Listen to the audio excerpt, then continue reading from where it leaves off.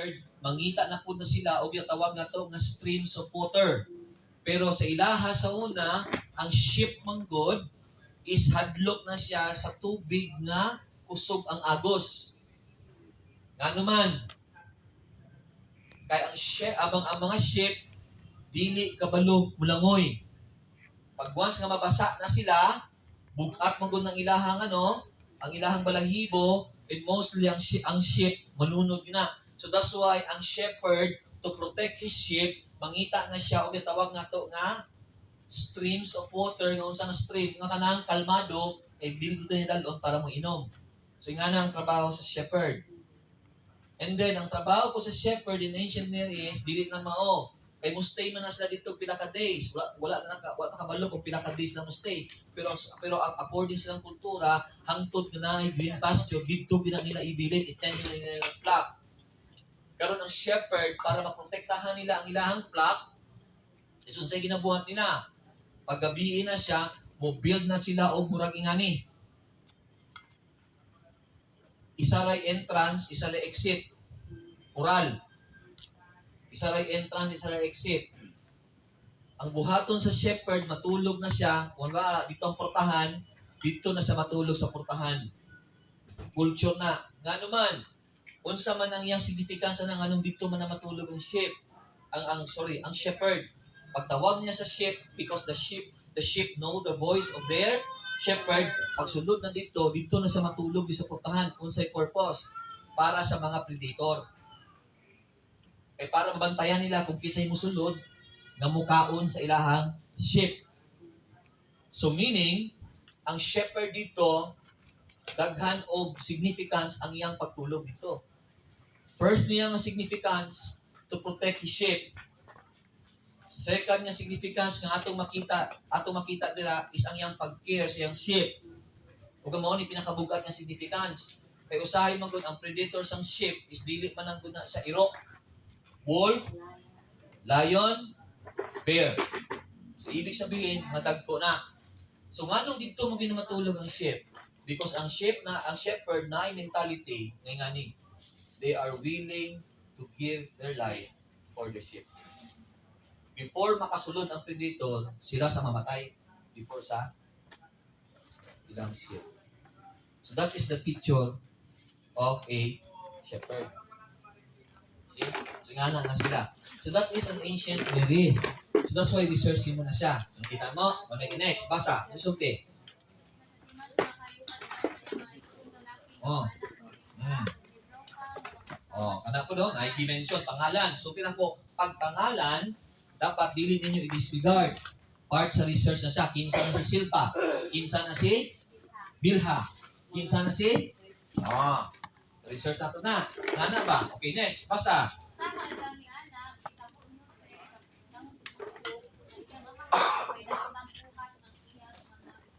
Tanawan. Nagsulti dito si Joseph. Nagsumbong. Sumbong niya yung mga igsuon nga na ay dili maayong ginabuhat. Okay? So, ibig sabihin, there is a problem sa iyang mga igsuon. Okay, next.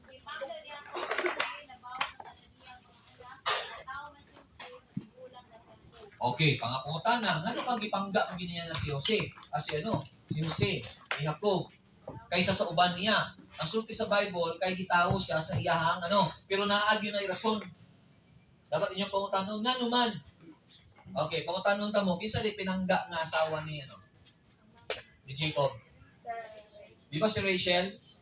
Pero una gipasawa si Leah, di man to niya gusto.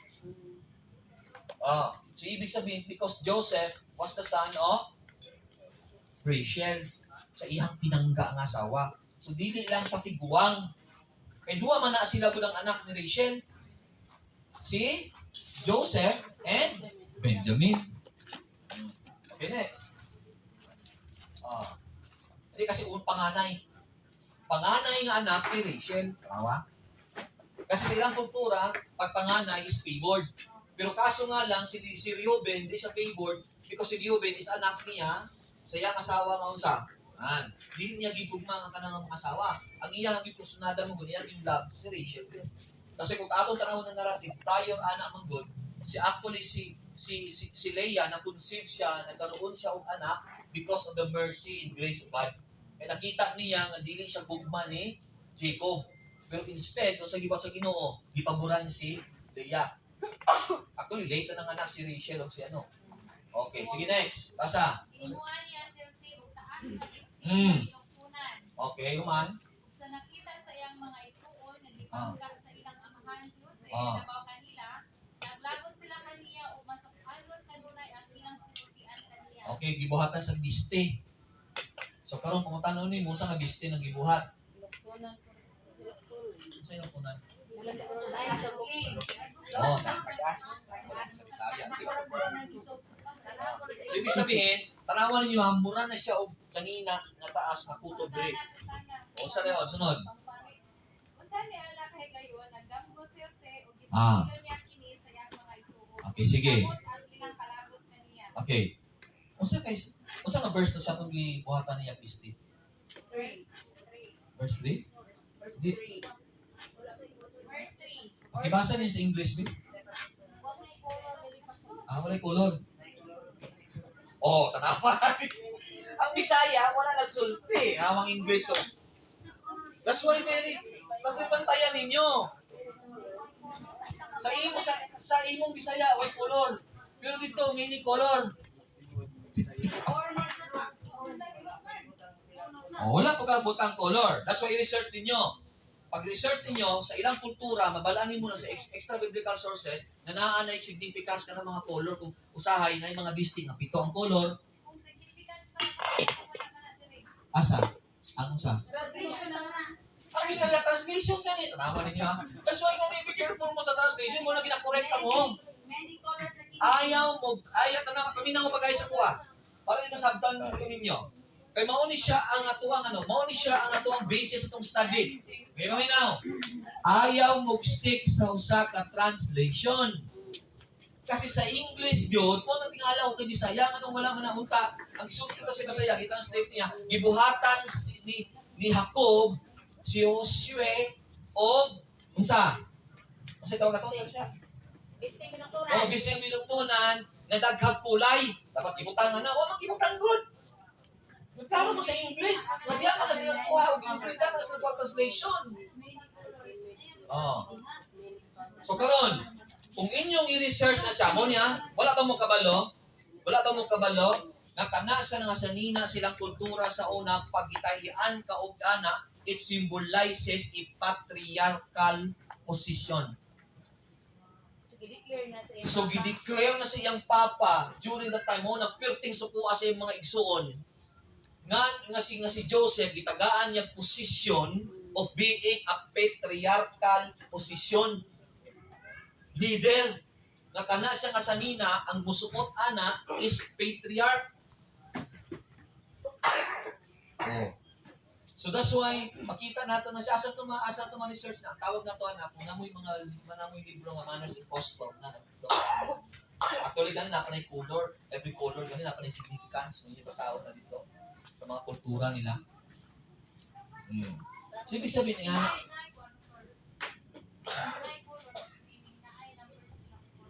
yan naapoy uban. According sa ilang manners and custom, daghan mo ko na sa klase. And every color na ay significance kung kinsa. Mostly na uban 7. Kasi sila sa una pag musuot na sila, puro sama kay Moses pa.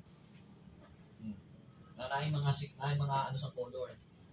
Halimbawa, ang high priest nasa isok-suot na nasa 12 na murag na color na sa gems. So nasa mga significance. So basta ingana gani pag mubasa mo narrative, importante yun na siya subject for research na.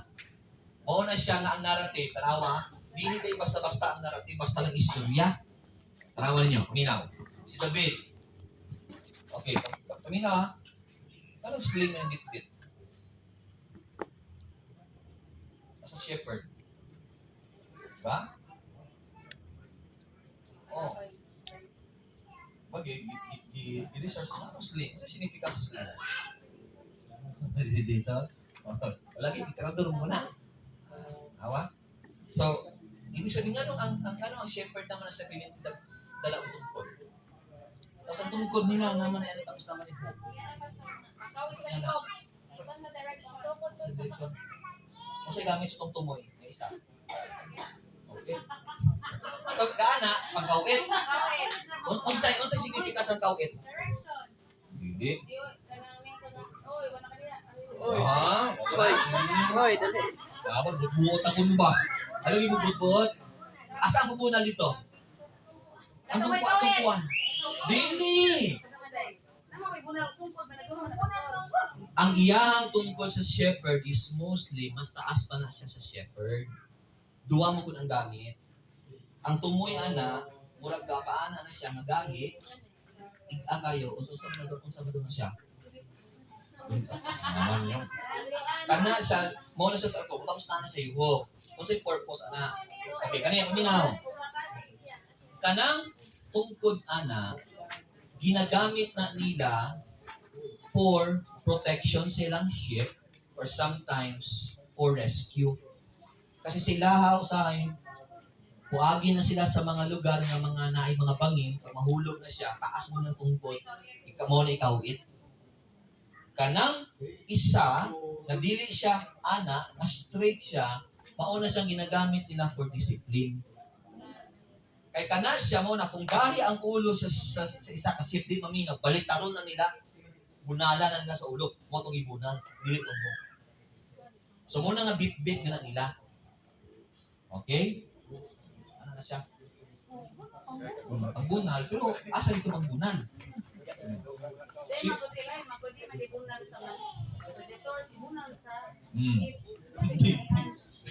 Okay. So, ibig sabihin, nakuha yung characteristic, dili na yung anak kalalim mo, istorya-istorya narrative. Ganyan? Dili siya yung anak. Another, kinsa nag-try yung istorya kay Samson rin. O, tanan. Ganun taas mo sa buhok. Diba? Culture. Culture? Ano mo bang? Oh, nabang kusog? Tungkol sa iyang gigikanan, Pastor. Pastor, tungkol sa iyang gigikanan. Okay. Kung sa gikanan niya, Jay? Tuluto ka butang. Actually, asa nagkuwag si Samson ng kusog? Sa Ginoo! Kasi ng buhok! Awa na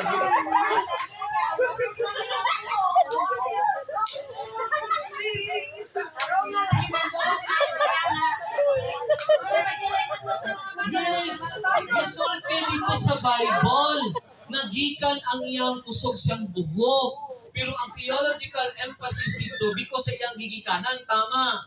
Because si Samson is gikan siya sa man. Gikan siya, sige tawag na to nga member siya sa nag-follow sa Nazarite vow. Gaang iya nga dito, is gipili na sila dili sa buhok nga ang mga Nazarite, ano na, covenant sila, na di ko kaputulog buhok. So, ibig sabihin, when Samson cut his hair, ibig sabihin, giputol niya ang covenant niya kay God. That's why, nawala ang iyahang strength. Pero asang iyang source of strength? Di sa buhok. Nawala din sa buhok.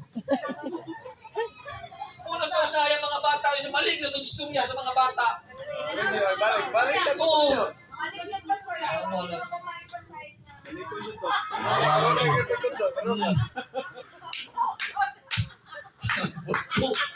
Oo na siya ka. Okay, paminaw ko kayo, makingana ka-critical ang storya sa Biblia. Ano paminaw?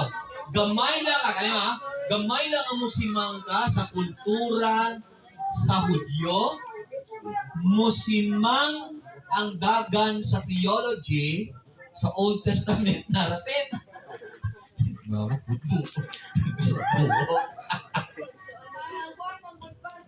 Suman. Sa teacher na niyo sa una. Pagkanglan, pagkanglan. Hoy, katong bata ka itong itudluan, nga to. Kamu ko sa nila na to ba? Muna ang bata mo sulti. Mapataas ko buhok para mo kung Samson. I will tell you. So, ingana ka-crucial ang story. Muna tarong mo din niya. Actually, nindot ang story sa Old Testament narrative pag nasabtan ni mo ilang culture. I will tell you. mas madala nimo ang presence sa istorya o mas ma-appreciate sa mga bata man o tiguang man ang story pag mahibalaan nila kung unsa ang kultura nila during that time. Diba? So, anak na siya. Okay? So, that's why characteristics sa ibang very important. Buwat lang ko yung mama. Pagkay lang mo diya. Muna siya lang, di ba? Oh. Okay. So, karon, because characteristic is very important, mauna yung atong bantayan. Mauna yung dili ito buhaton. Mauna yung tawag itong errors to avoid when you interpret narrative. Okay. Number 1, pakibasa. Ready, go. Allegorizing. Sabay-sabay. Ready, go. Allegorizing, assigning meaning beyond text. Meaning to say, ayaw og butang og sarili nimo nga meaning sa teksto, ayaw i-allegorize. Kung unsay nitabo diha, literal na. Ayaw butangin meaning, ayaw butangin meaning ang sapa, ayaw butangin meaning ang bukid, ayaw butangin meaning ang buhok. Ayaw gyud. Kaya nga naman, ang istorya dili siya figurative. Ang istorya is literal. Kung nag-istorya ang donkey, nag-istorya gina. Amen?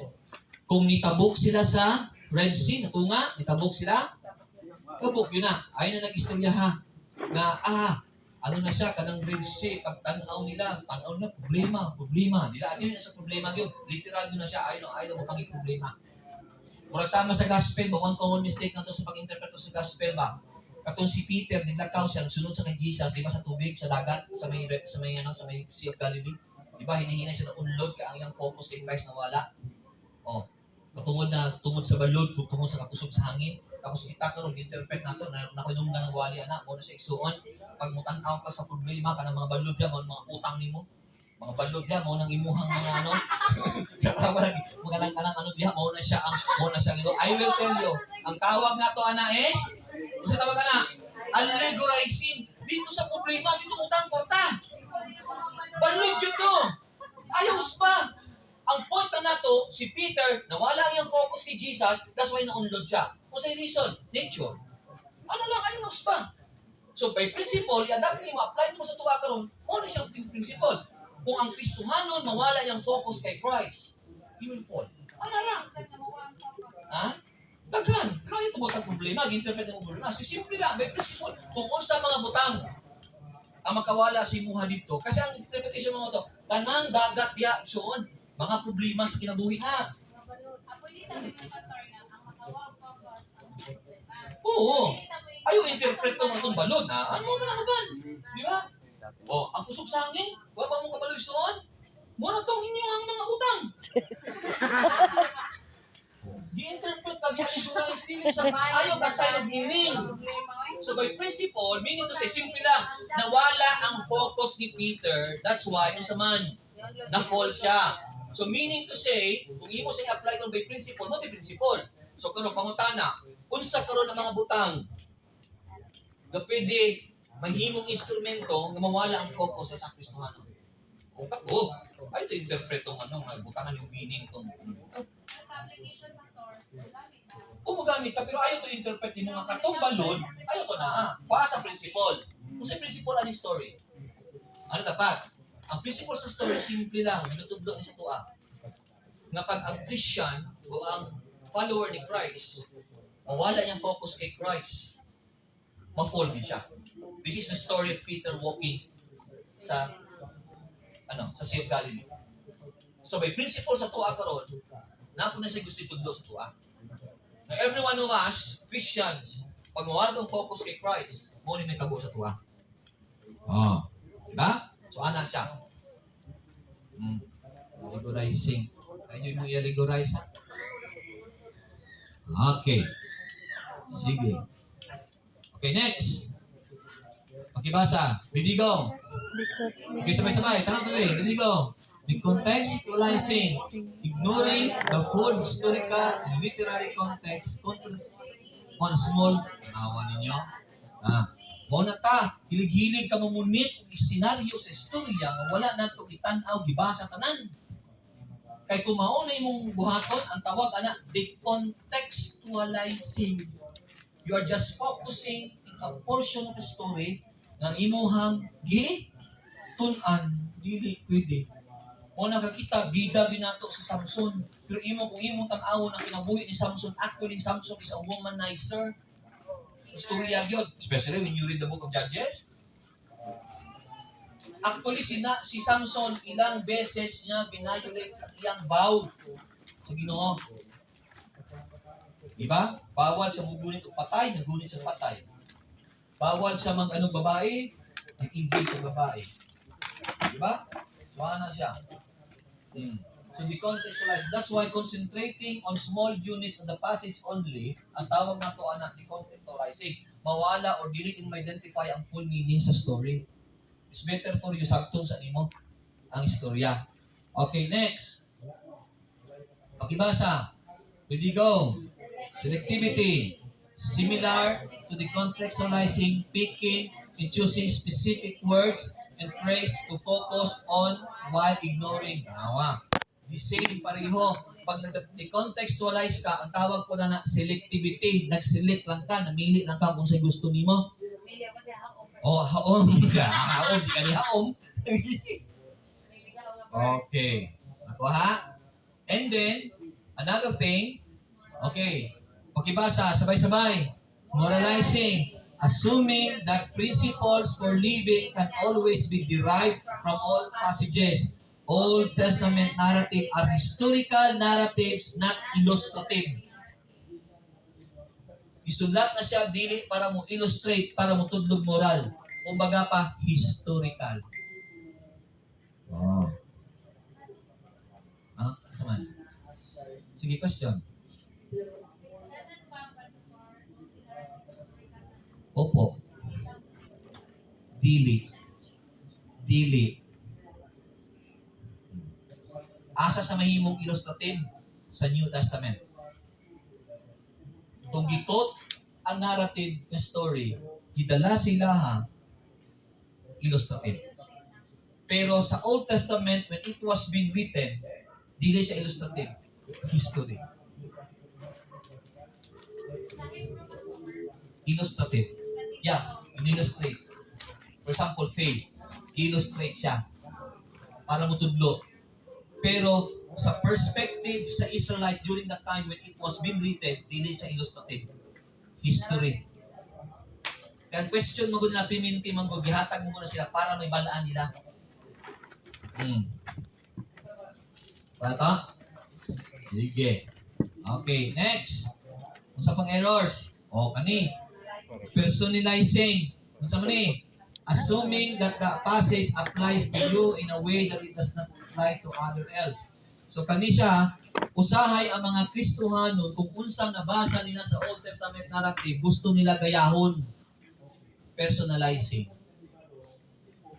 Nag-fast si Daniel og 21 days, mo fasting po ka. Nisaka si Abraham sa bukid, musaka po ka, kay lahi gino ampo ko na sa bukid. Kaya, ginagaya-gaya sa uban. Nag-fasting si Moses og 40 days og 40 nights og fasting po. Pag umag-fasting, di nakatindog. Nagdalig ka pa sa nagdalig. Nagdalig ka pa Ang narrative wala sa gisulat para insaon nga i-personalize nimo. Kaya kita magunatay na una, ang gusto nato mahimong samang Daniel. Natay pangunahuna ang gusto nato mahimong samang Abraham. Natay pangunahuna ang gusto nato mahimong ang samang Moses. Wala na sa gibutang dira para mahimok ang susama nila. Gibutang diha para ipakita ang history paano ni God gi-reveal ang kagalingon sa kaning mga tawhana para ma-extend ang salvation sa New Testament hangtod para sa tuwa karon. Oh. Ayaw manlog. Oh, di ba? Mao na siya, ha? Di man, principle man. Ako so pag-iinog na to. Sige, principle.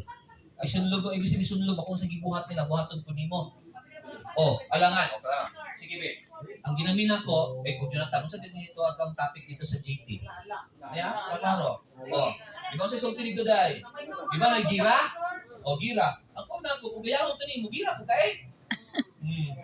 Dili Isa mo ba? Boldness na pastor. Principle. Principle. Ayaw sa i-personalize. Pwede siya, i-personalize ang principle. Ha? I-personalize ang principle? Of course, application na eh. Pero ang event, dili. Hindi mo ba naman ginabuhat na siya? For example, alaman niyo ha? Si Moses, pag commune siya sa Ginoo sa bukid yun. So that's why ang thinking ko sa uban ng mga Christian, pag bukid na ang presence si Lord. Pagpatag, wala. Hindi naman katoliko pastor, nung saan ka sa mga bukid? Hindi lang Katoliko, pati Christian. Hindi ka na ba? Ayun lang, i-judge ang Katoliko. Pag Christian, daghan mo nakita ang Christian. Ha? Woo! Muna nga natin kinasulti ng prayer mga feeling na ito. Mutong pangutanan na ko sila ha. Pangutanan na ko sila. So ibig sabihin, ang presence pa sa Ginoo nga nasa bukid, ang presence pa sa Ginoo na dali lahi. Ano po sila? Dili pastor. So ibig sabihin, na ang Ginoo dito wala. Na ang pastor. Na ang Ginoo dito wala. Na ang pastor. Basta kalahian. Ha? Okay, nakato? Dili. Okay. Uy, ano eh? Okay. So next. Ibasa. Sabay-sabay, ready go. Okay, nilang. Kaya kami ganin sa GT, napabasa ninyo kung hindi mo basa ha. Okay, dito na. Basa. Sige, ready. Ready go. Misappropriation. Applying the text for purpose that acquired foreign ani. Pag mo apply ta og Old Testament narrative, so dapat dili siya foreign sa intent sa writer. Musulti kang foreign. Ibig sabihin, kung paano niya gisulti dito, o kung asa to siya niya gisulti, is dapat siya, when you apply that text, is dapat similar, specific. Dili siya foreign. Dili nimo usbon ang iyang punto. Okay, kani si Gideon, kay Gideon Fleece Manggod, mauna siya itong nahitabo dito sa Book of Judges, na si Gideon Manggod dito, nagbalaka siya, kay nga naman, because magkakaroon og war. So actually, ang story ni Gideon sa iyang Gideon Fleece is napakita lang na even though he's a judge, he's a faithful servant of God, pero niabot po silang panahon niya siya na unsa. Nahimo po siyang weak. Doubt ang guna niya. Karon, ana sa Ginoo, sige Lord, kung tinuod niyo na siya, mao ni kanang fleece na diha, pagmata na ko sa buntag ha, dapat unsa man daw, mala ang taas, basa ang ubos, kung mao na siya nangayo sa sign sa Ginoo. Ibig sabihin, approve na Lord, hindi ko makig-go sa pattern. Pagmata niya, ba, tinuod yun. Wa? So, wa pa siya nakontento. Ana siya, sige Lord, kay basa man ang baba, mala ang taas, ugma na pod, balitaro na pod. Basa na po sa taas, mala na po sa baba. Pagmata ni sa buntag, maugyapon. So, saka pa siya nito. Okay? O karon, mauna siya dayon kay sign man, asking of sign, mauni siyang ginakod sa mga Kristohanon para mangayo kong sign. Awan ninyo. Ana siya, anak ka. Lamang ka sa kananan. Lord, mangayo kong sign sa imuha. Kaya siyempre wala pa ko'y asawa ka ron. Mangayo kong sign. Asawa ko. Anak din ang babae.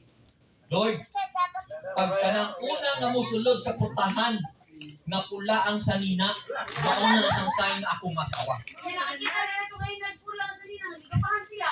Oh. Isa ko po mo. Karon, ano tabo mo ni? Pagsulod karon, piangman. Pula. Moana rin ka, ay Lord, dili day na mao. Kunti day salina. Gamito na to video Cristo as a sign. Ang tawag na to ana is foreign kay di na mao ang purpose ng narrative ng mangayo kang sign. Ang kaning nga narrative kanang pagpangayo niya ang sign is i-proof sa iyang pag-doubt kay Lord. You see? So foreign siya. Di siya mao. So dili pwede. Ay. O mangayo kang sign. Lord, ano po, trabaho ko abroad. So, atay kong sign. Tama na siya. Ano sa sign? Wait pa lang ako. Wait pa. Misappropriation. Asa dalawa sa wait pa. Ano ba? So, here you tell you, brothers and sisters, ha? Kasi pangutana. Sige, pangutana. Kasi pangutana. Sige. Sige, pangutana. Nakakailan sa sign of confirmation. Ha? Sign of confirmation. Okay. So, asan yung panguha na? Asan yung panguha na siya? Paano yung ba ng confirmation o sign? Naripa ko na ng sign, Pastor.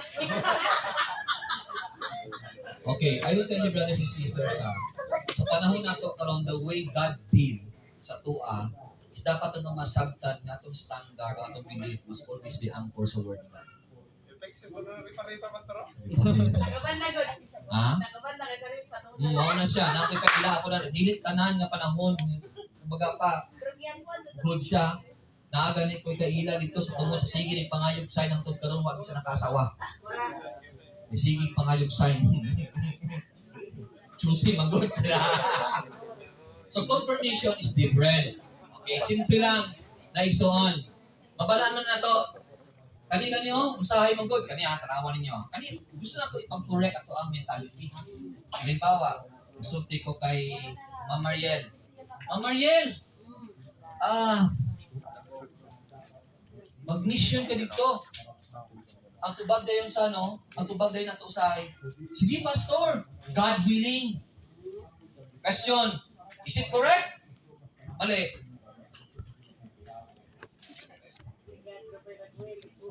Mali na o dili? Baka nga statement atong buyan. Ana. O gani, correct o mali? Mali! Pangutanong taga. Ang pagmisyon, will ni Lord dili. Nganong sukyan pa man mo God willing? Will na ni Lord. Isugo na kagani. Isutian ka na gani nga magmisyon. Ha? Timing? Pangutana. Nabay timing? Asa po ng timing? Ang timing, Pastor. Kung ako pangutan, okay, pangutanong tamo ha, kani. Medyo silot ka din, kay nindot ni kay philosophical ni. Okay, pangutanong tamo, paano niyo mabalaan ang timing na? Ganahan ng lakaw. Gunahan na lang ka. Ibig sabihin nila ka wala kay gusto nino. Di na sa timing. Dila. Ha? Walay mo babag. Ibig sabihin kung walay mo babag, will ang Lord na. Ang mission na naman siya nagabag.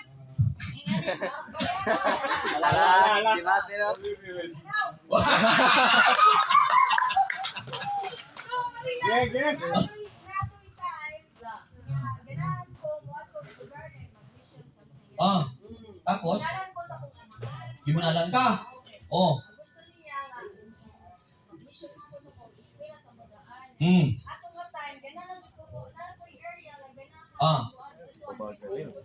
Okay. So karon, babag siya. Sige, minaw pa kayo. Sige. Okay. Tanaw mo sa kuha. Minaw ha. Kinsay nagbabag nimo? Ginoo yung papa. Di pa pa nimo ni babag. Nagigamit sa Ha? Honor your father. So what does it mean by honor? Bisag mali.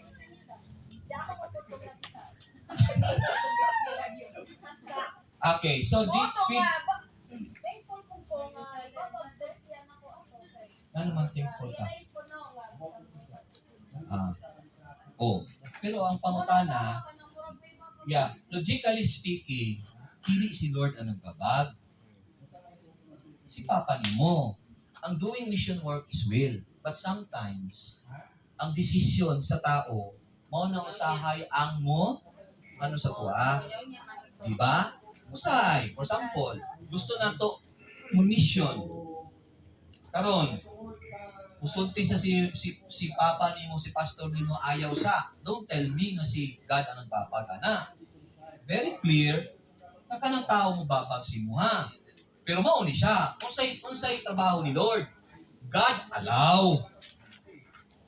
Pero sulti na to nga siya ang nagbabag, theologically speaking, mali atong understanding kay Lord.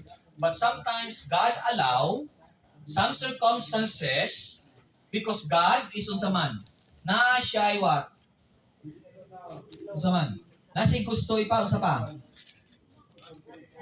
Usahay, gina-allow din na sa Ginoo because He has a better plan. Pero imo na nga mubabag, nga ibig sabihin nga siya mubabag, dili kay basta kaniya everything na command ni Lord, basta according sa will ni Lord, di na mubabag ang Ginoo, but sometimes He allow. Akwa? O kani pang sipyat na to. Usahay man God, musulti pa ta, mo pray pa ta. Ako pasalamat ko sa Ginoo kay gitagaan kong sakit.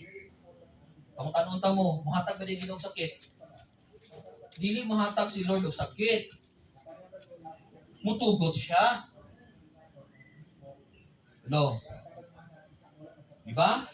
That's why sa Old Testament, every time may disobedience sa law, there is a sin.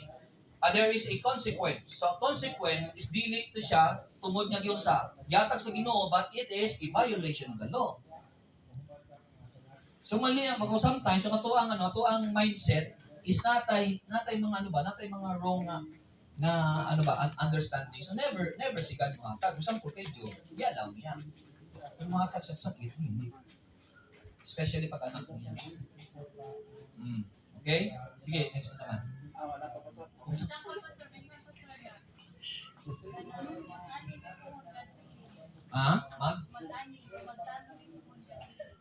Magtanong mo puhon o gagwili. Okay, question. Ano sa?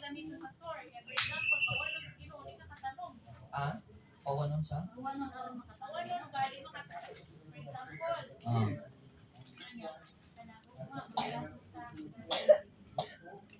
Magtanong ka o gagwili.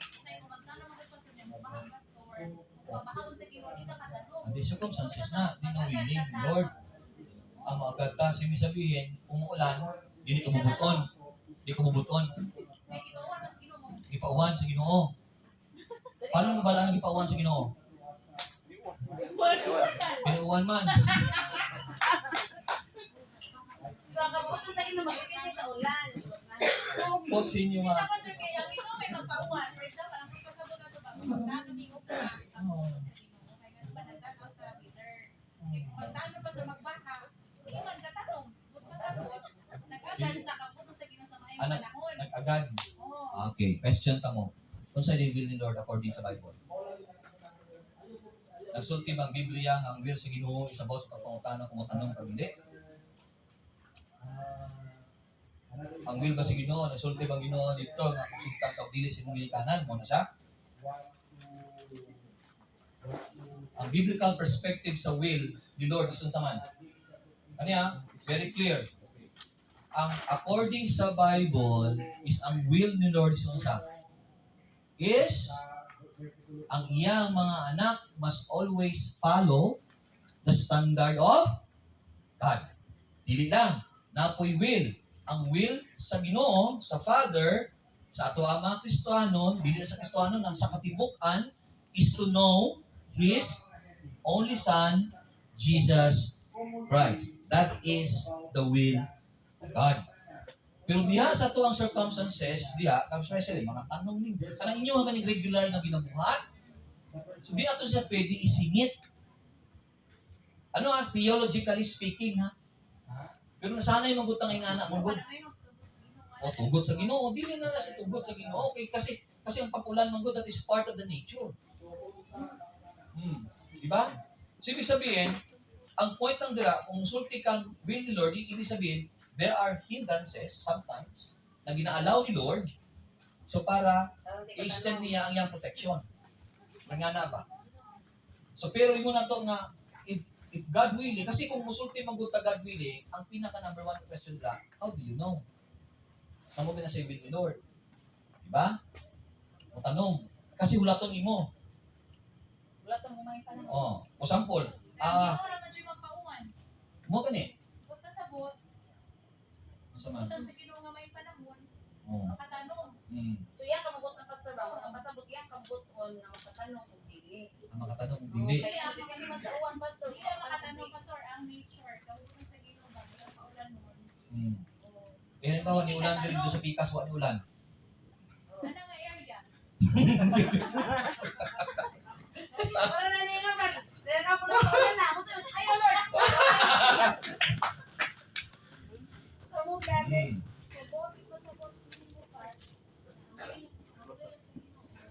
Wala na yung amin. Kani ha, kami na ang magaya. Theologically ha, kani klaro sa Bible ha. Okay. Ang will lagi sa Ginoo nga very clear exegetically theologically doon. Ang will sa Ginoo na dapat sundon sa tao, ang will mo sa Ginoo, ang iyang mga anak dapat mo follow siyang command. And then ang will sa Ginoo okay sa katawhan is dapat mutuo sila sa iyang anak ang gisend sa kalibutan. That is the will of God.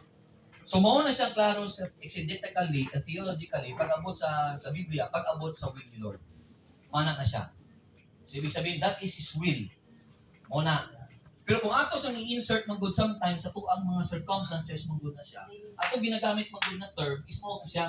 No, which is biblically speaking, dili siya mao ang point, di siya haom. So that's why ato ang ginakorek atong term. Ha? Ibig sabihin, simple lang, mananungkugma. Kung magmaayo ang panahon, magtanong ko. Kung dili, dili. Ano na kasimple? No, ipalaban ba din ato Ginoo? Ano sa lang? Ano sa? Itugot sa Ginoo nga maayo ang panahon. Kung itugot. Kung ikaw mo sa Ginoo na mainit at magtanom, mauna, kuno. Ha? Ikaw mo sa Ginoo nga mainit, magtanom. Kung itugot sa Ginoo. Okay, question. So, ibig sabihin, you are saying, na tanan ano sa weather, si God ang control? Oo. Sure? Okay, global warming. Kisay cause. Tanawa niyo rin po. Kau lang sa pangutana. Tanan nga nature, si God ang control? O, tanawa din naman ay. Pero tinubutan. O, gani. Usay kalayan sa tubot ng control. Ha? Okay, halimbawa. Halimbawa. Ha? Si God ang good by nature. Dili mo good pwede mo engage si God pag abot sa diyan. He is in control. Pero sa pag-control sa Ginoo, there are things na dili siya pwede engage because what? Because sa purpose. Of course, that is part na sa iyahang plan. Wala ko lang sulti gani nga sala. Ang point nako lang sa inyo ha. Ano niya?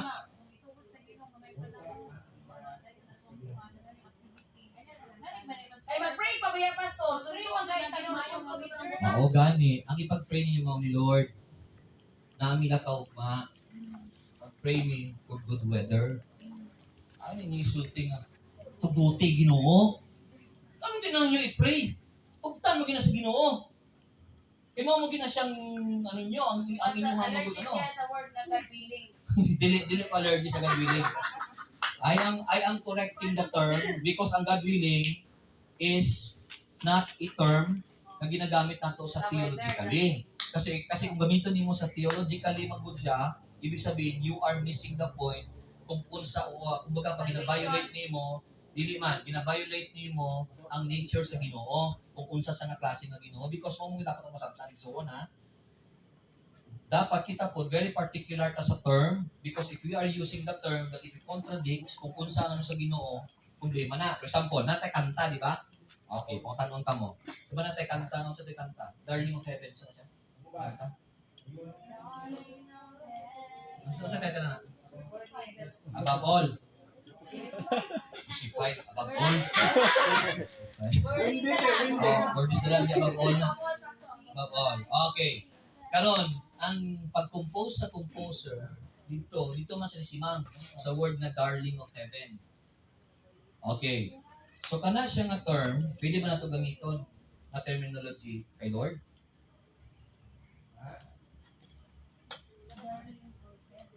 Oh.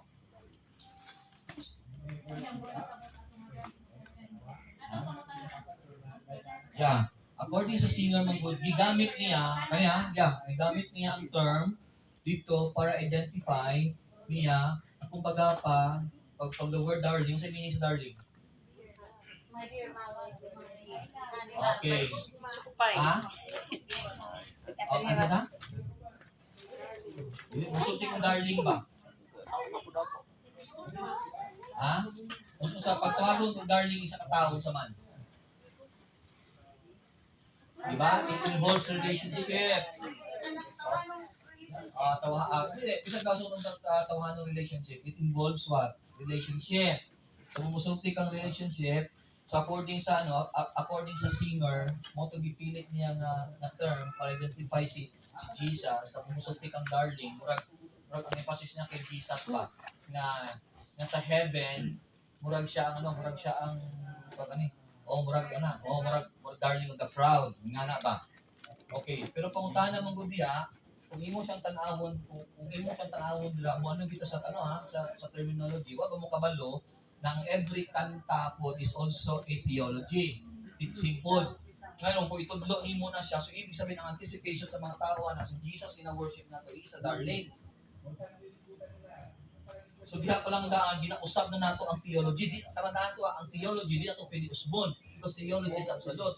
That's why ang suggestion para sa kuha, ang suggestion nako dapat wala gigamit ang darling term.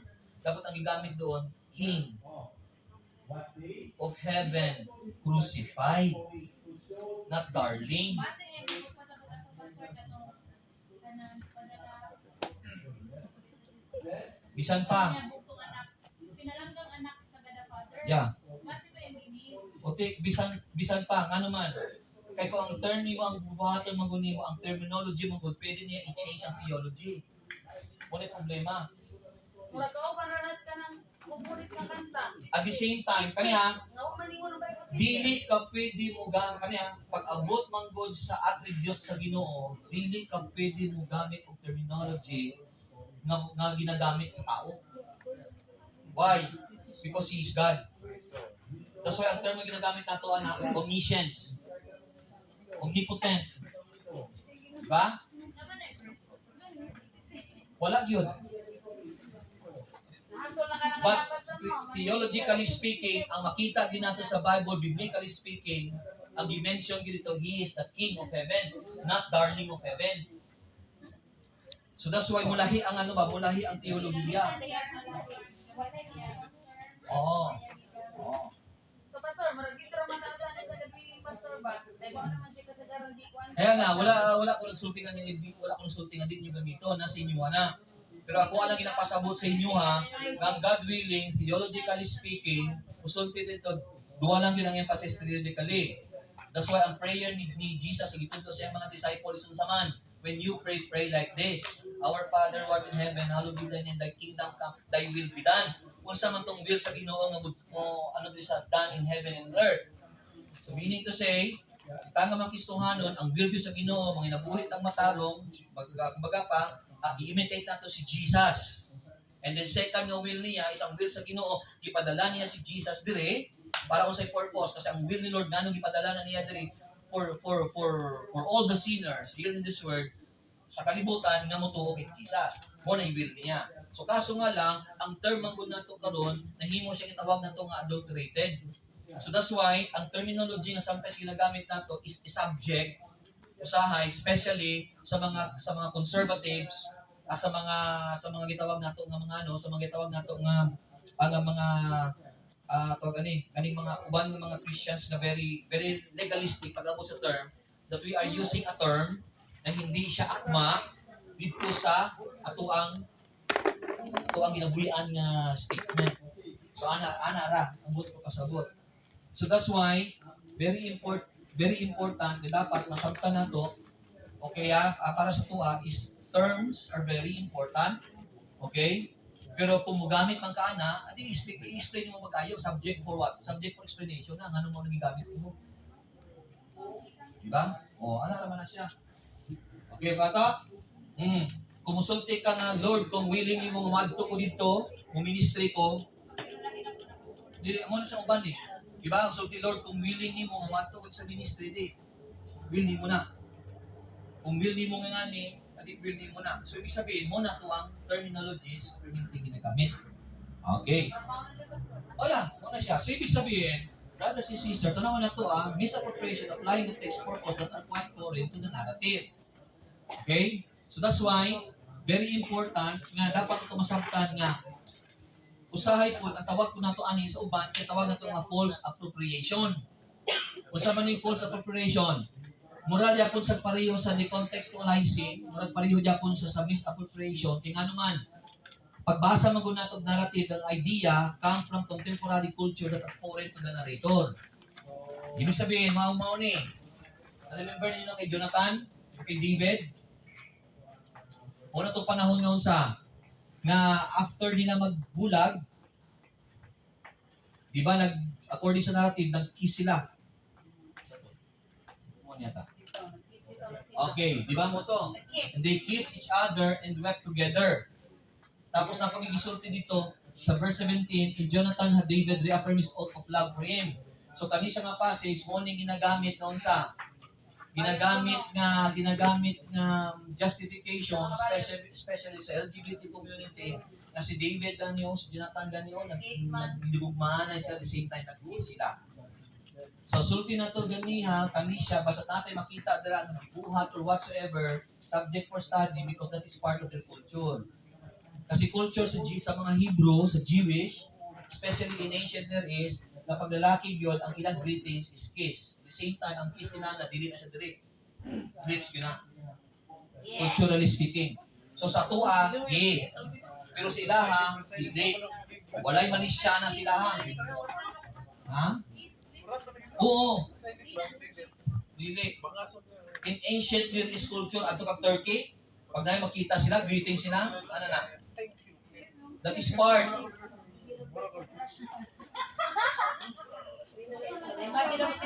Culturally speaking. So that's why, gibuhat na nila noon sa, gibuhat na siya ng excuse.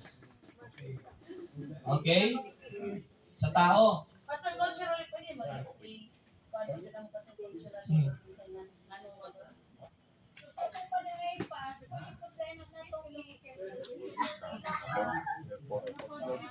Dili gani sa pwede.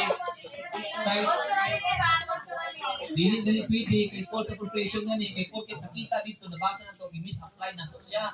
False ato ang appropriation ana. Ibig sabihin kay nakita nato atong gibuhat og doktrina nga pwede sa tuwa karon dili gani sa pwede. Kay we have a different culture. Pag culture relative. Theology is absolute. So ibig sabihin kani sa culture na. Ang greetings nato diri is dili siya kiss. Ang greetings nato diri sa either shake hands or high five or hug. O kung artista ka, biso-biso. Pero sila halahi. Yan ang yun. Ha?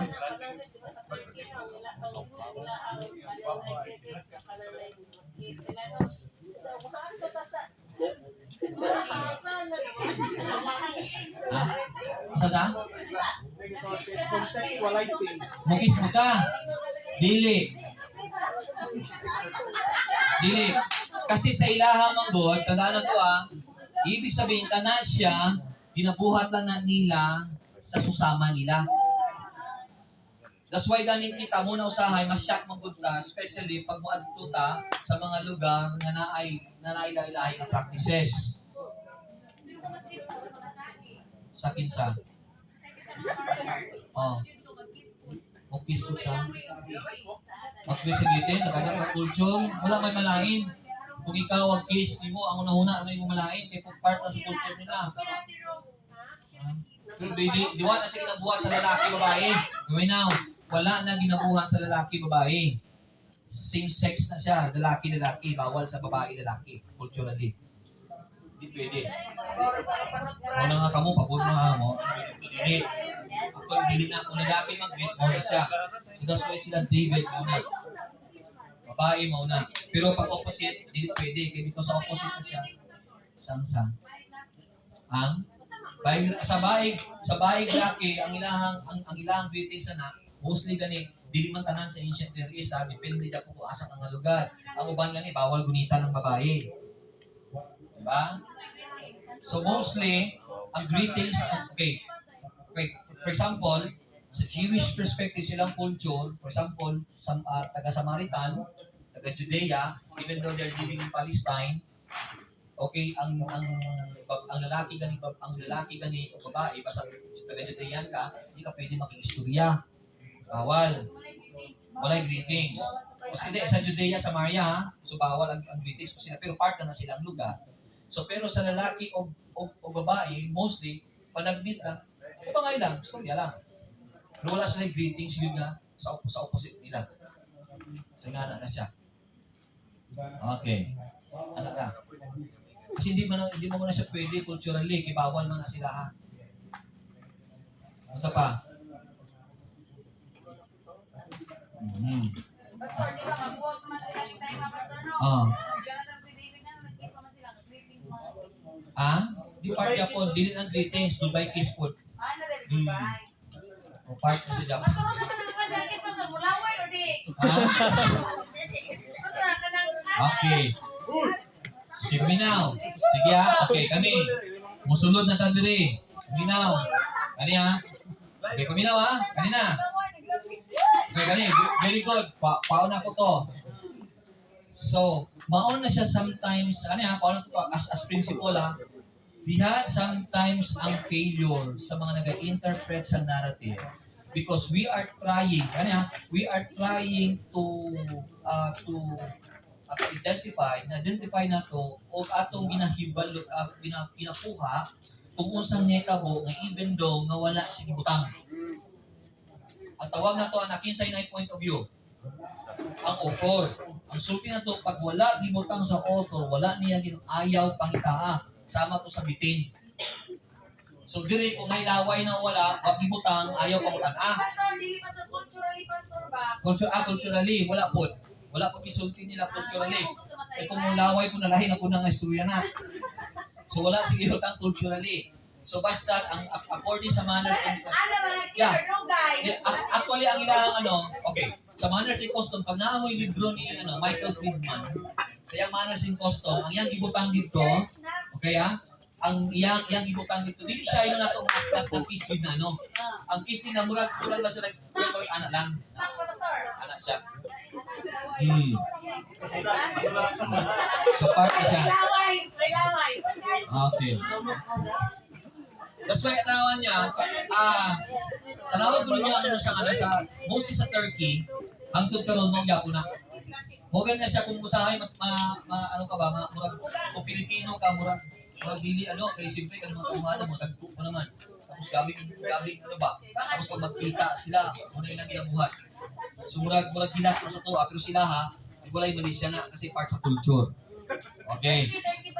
Ha? Oh.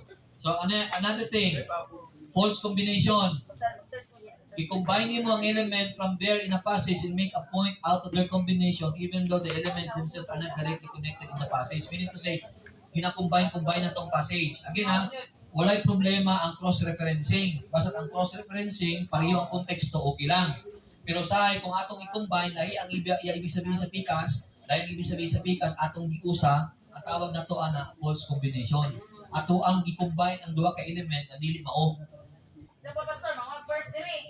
Kilhao man mo maghao. No, kinahit the same words. Pero for example, Romans chapter 12 verse 1, John chapter 3 verse 16. Especially kay namay pulong ang gigamit si Paul world, na ko gigamit si Jesus world. So kay porket na duha ka world, imo siya i-combine kay pareho ang world. Pero lahi kay ang meaning ni Jesus sa John 3:16 sa meaning ni Paul sa Romans 12:1. Kasi ang point ni Paul dito sa world na gina-mention niya, pareho silang Greek cosmos, pero si Paul is mentioning about what? Pattern. Si Jesus is mentioning about what? About a person, sa tao. For God so loved the world, cosmos, do not follow the pattern of the world, cosmos, pero iba ang konteksto. Dili pareho sa imong ipuhang duha, i-combine mo, so madili mo, ang tawag na to false combination. So sa narrative, mo po na sa problema. Ha? Unsa no sample? Example, Kung ito sample na to, pasabi. Ay, more pa ko pastor. Sa lain pag for example, sa Wala ko story. okay, so halimbawa, sa dagan sa story sa narrative, nagkuha kang isa ka portion sa story, even though nga dili sila pareho og pero murag ang feeling mo pareho event, mo gipamunit ang duwa, tapos i-combine mo, nag-derive ng principle, dili pwede. Because nga naman, ang narrative, individual story. Hindi siya pwede. Hindi siya pwede kung ito yung i-combine. May combine mo ang duwa ka story ba? Yan ang imuya mo duwa ka story to make a point. Dili pwede. Kasi ang story, the way ka mo narrate sa story, mao siya ng story, maula na siya ng storya. Kaning istorya, mo na isang istorya. Kaning istorya, mo na isang istorya. Opo.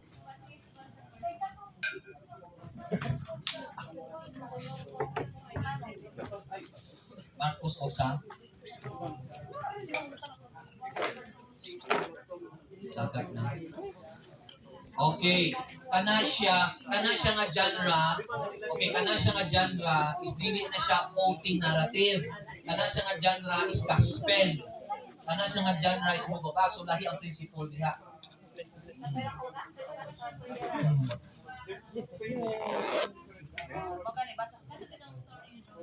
Mm. Mm. Mm. Mm. Yan. Mm. Mm. Dili. Ang tawag na to ang illustrative. Makusulti ko ganina. Pag sa New Testament, i-quote ang quote, igamit sa illustration. Pag sa history, pag sa Old Testament, wala problema. Ang ibinainin nato ang combination ba? Story sa Pikas, imogi, connect. Kato siya quotation to ni Jesus. Quotation ni Jesus, ito kay Jonah, para ipaintindi sa ilaha, kasi magod, kasi gospel mo na siya. Question mo dapat diha, magod, exegetical question mo. Anong si Jonah man ay gamit ni sample ni Jesus? Unsay significance ni Jonah? Unsay kaibahan ni Jesus o ni Jonah? Dapat mo na itong pangutana. And third, ngano ang event ni Jonah ang gigamit ni Jesus para ipakita po ang iyang prophecy about sa iyang death. See? Napato? So meaning to say, kung imo tanawon man God, ang istorya ni Jesus dito are Jewish. Hudyo. So sa Hudyo, naagi sila high respect pag-abot sa propeta. So that's why si Jesus, iyahapon lang gipunit niya story, gidala niya dito kasi similar sa situation. Isa about in a question dito, ang point ni Jesus kung anong gigamit niya to prove to those people during that time that si Jonah is a prophet but he is higher than Jonah. Una yung emphasis. Tapos 3 days siya, 3 nights because they believe mga maupo na siya. So gigamit ko ito ni Jesus kaya para ihulag buhay po na siya, si Jonah sa tiyan sa isda, pero siya sa lupa. You see? So that's why, moto siya nga So ibig sabihin, katusya is not combination, but katusya is an illustration. Dili sa combination. Kasi ang combination, imong full story imong combine. So dili pwede. Okay? So muna sa false combination. Okay? Kahit usahay mag sa false combination ng God, pag narrative ng God, individual story mag na siya. Dahil mag ang flow sa storya. And then, another thing, okay, pamina, errors to avoid, redefinition. Okay, kaya basa ito sa redefinition. Ready go. The plain meaning of the text to mean something else. Are you familiar with that passage? Dito ba Okay, 7:30 na. Okay, sige mga talasan eh. Familiar mo na? Basta ako nung iray.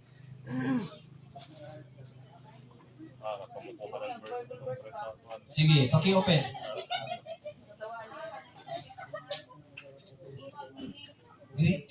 I-redefine. I-usab nimo ang i-redefine nimo ang point of view. Chronicles. Ah. 7:14.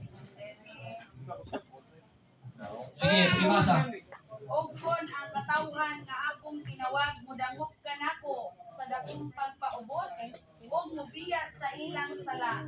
Matalinghugan ko gayud sila og pasayloon sa ilang mga sala ug ibalik ko ang kalagaya sa ilang nasod.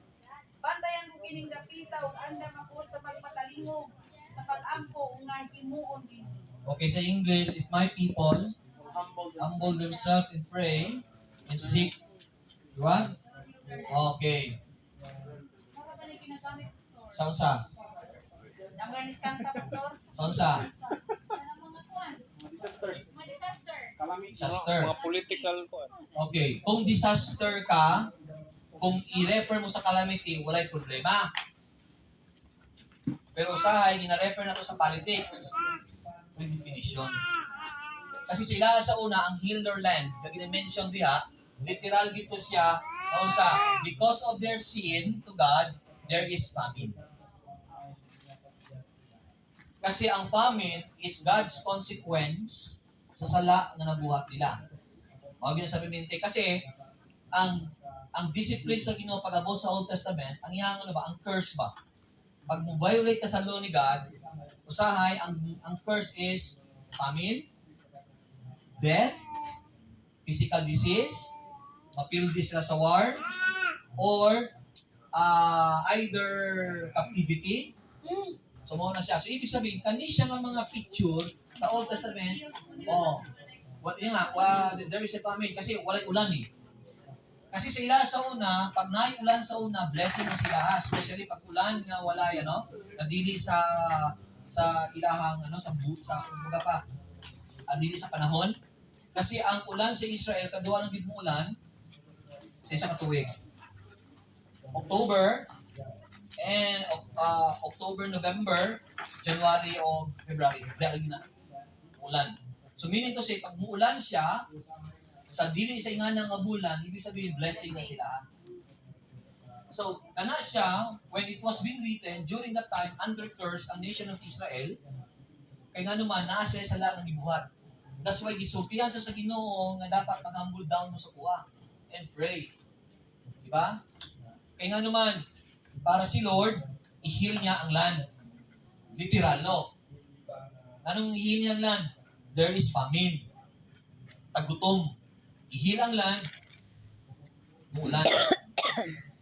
Okay? So, literal. So, meaning, dili mo siya dapat i-define kasi may similar specific situation.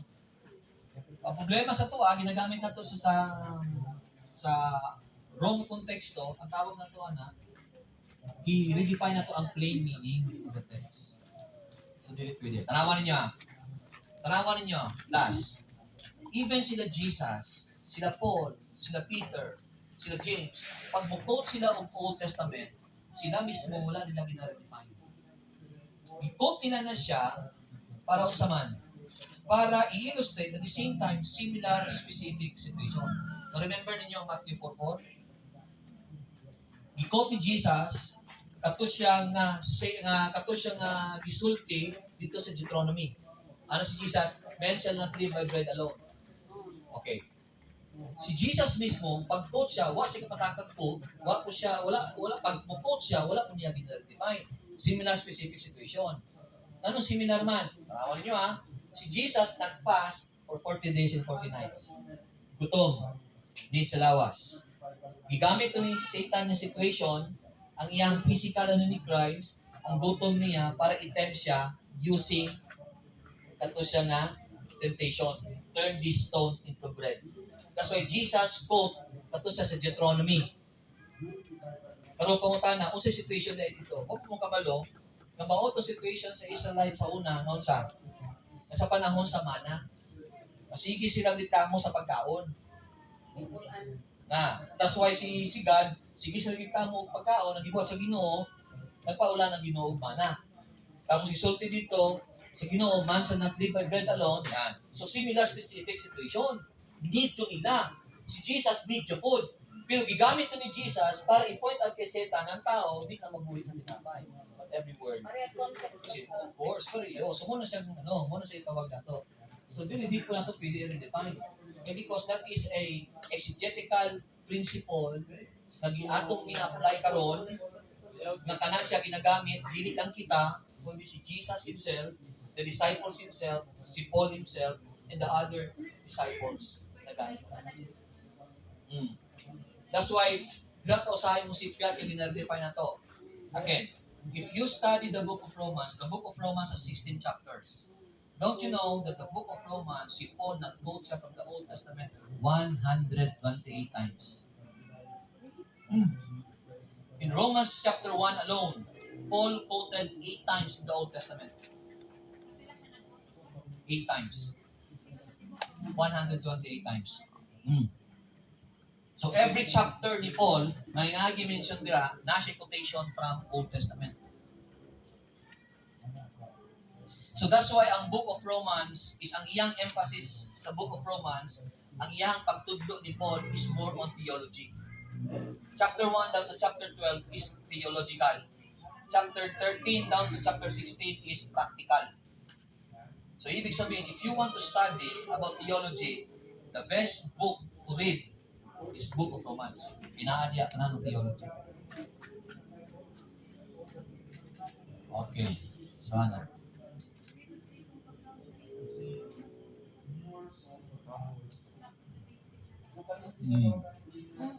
Okay.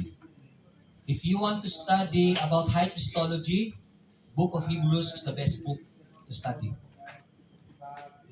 Because Hebrews is ang kuyang quotation, di kanya po sa Old Testament. To emphasize the superiority of Christ. Sa Book of Hebrews, wala na ako na-check sa Book of Hebrews. Yung daghan niya po. Pero sa first chapter pa lang sa Hebrews, kagkati na. Verse 1 to 3 pa lang, murag na nata, I think, 4 quotations from the Old Testament. Okay, so, muna siya. Ang Book of Romans lang, kaya mo tanawin mo sa Romans, para balaan mo kung pinaka-quotation, ana. Di ba namoy ana sa inyo ang kanang Bible gani? Di ba na sa tunga? Kanang cross-referencing? Every chapter niya, tanawan ninyo diya, asa sa nakuha si Paul, kita ninyo na diyan, na cross-reference. Kung na ang yung Bible is na cross-referencing. So, quotation niya. So, yapunin mo na diya, 100 plus na. 28, if I'm not mistaken. Quotations niya. Okay. So, ano lang. So, any question before ka mo kaon? Wala na?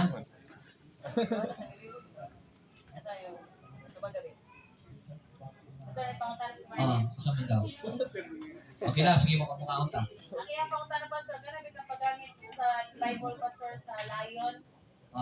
Kaya di ba, kung ka deres, unang Pedro 5:8 sa pastor na ang nag-aaway-awa, nag-tulog sa Leon. Sa Leon. Kanya, ang tinipon ko sa Revelation 5:5 na Lion of Judah. Kaya nga, the way we understand terms na siya, kaya kanila, ang hermeneutics man God is not just a science, it is an art. Pag musulti kang science, try to understand the term literally.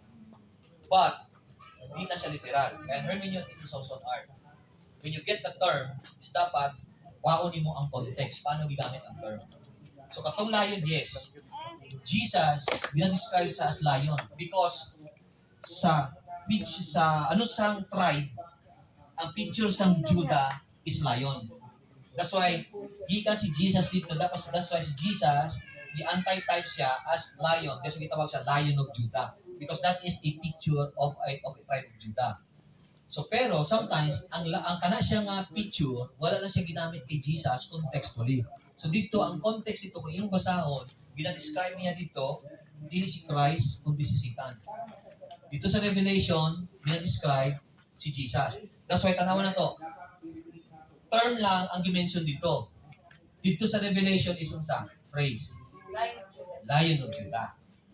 Para ma-identify. Kasi sila, tanawan ninyo, even pag mugamit silang pangalan, because silang kultura sa una, wala silang apelido. To identify a person na nasa specific person, na binay nakadikit na pangalan. For example, Jesus. Daghang Jesus sa panahon ni Jesus. Pero pag musulti ka Jesus of Nazareth, isa lang sa Jesus. Pag musulti ka Jesus Christ, isa lang sa Jesus. Pag musulti ka Jesus the Messiah, isa lang sa Jesus. Muna siya. Okay? So for example, David, son of Jesse, isa lang naka-David. So nga nasa identify. So that's why dito sa term, lion, Lion of Judah, gi-phrase siya because i-identify ka niya specifically para kay Christ. So nga nasa term. So that's why bantay ka na. Muna siya nga, basta na makita mo word ya, ato ang sa tanawon. Context is the king.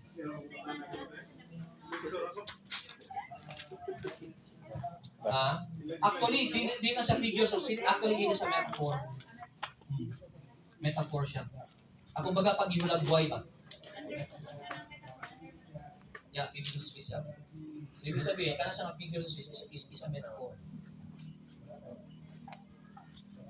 Okay. Yung sa mga itong kaon? Ito sa ganyan, wala pa rin dito sa itong mga sa Picasso. Wala pa sa mga breaker dito. Ha? Mga wala ta? Wala pa sa itong. Sige. So, let's have a break. Pila ka minutes? Sige. Okay, sige. Kaya ang next na ito, Andre, Alam nga, bumit mo na eh. Nanundog mo yung Dali, kaya na pagpunta sa mami. ito ni, kay, ano ka, dito sa expectations. Kasi nga nang dagang Ibig kumutan sabihin, kaning next na ito, Dre, mauni siya ang susi na to. Paano i-exegete ang ano, paano i-studyhan ang Old Testament. So, dito. Okay, sige. So, let's have a break na. Let's have a break tapos pag umana to, balik ka. So, 10 minutes. Mag-break ng 10 minutes. Okay, para at least, ano na to.